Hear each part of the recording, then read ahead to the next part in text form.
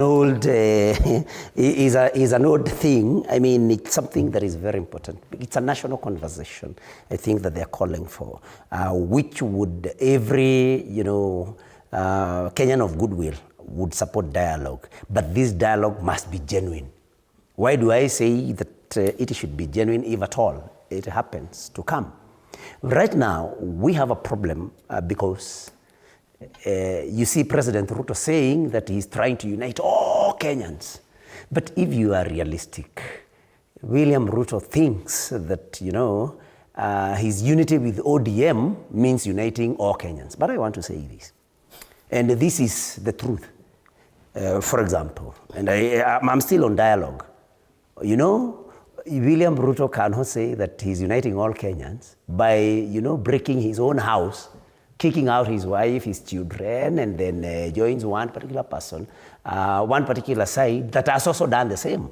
And why do I say these? I'm not malicious. I mean, as at the time we went for elections, Fred, who was with William Ruto?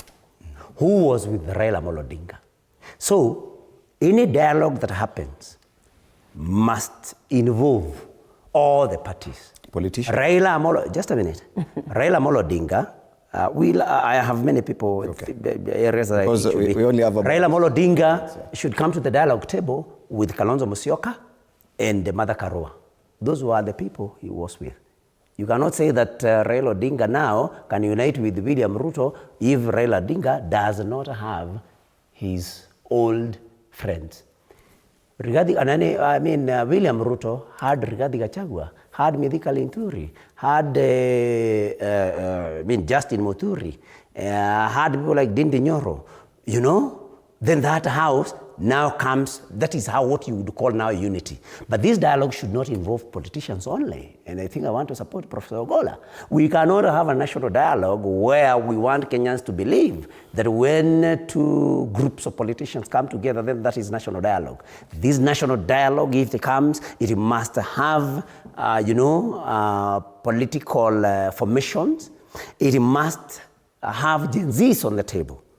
And I want to say that Gen Zs should actually have a higher number on this particular table.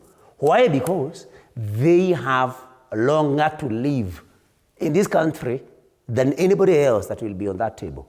And so their stake is higher.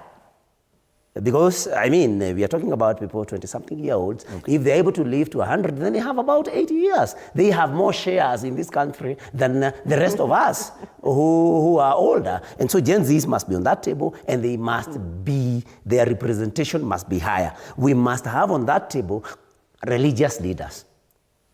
All religions, apart from, the proscribed sects, should be on that table. We must have on that table professionals like Professor Ogola here, professionals, people coming from, the professional world. We must have on that table business leaders. This is now something that would now be something that Kenyans would agree is a national dialogue, plus any other interest group.